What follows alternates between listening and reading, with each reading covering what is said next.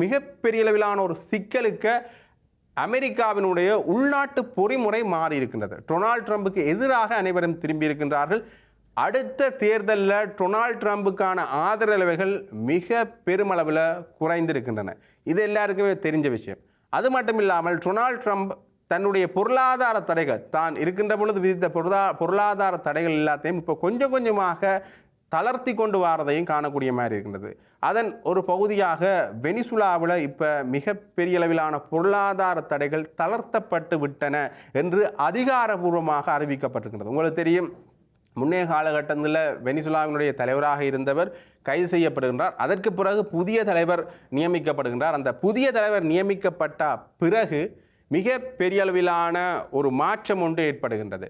அந்த புதிய தலைவர் அமெரிக்காவோட சரியான ஒரு உறவு நிலையில் இருந்ததன் காரணத்தினால அதனுடைய பொருளாதார தடைகள் நீக்கப்படுகின்றது என்கின்ற விடயத்தை அமெரிக்காவே தெரிவிச்சிருக்கிறது. ஆகவே ஒரு கொஞ்சம் கொஞ்சமாக தங்களுடைய பொருளாதார தளர்த்தல்களை அவர்கள் மேற்கொண்டு கொண்டு வரார்கள். இதற்கு காரணம் உள்நாட்டில் அமெரிக்காவுக்கு ஏற்பட்ட அல்லது டொனால்ட் ட்ரம்புக்கு ஏற்பட்ட ஆதரவின்மை.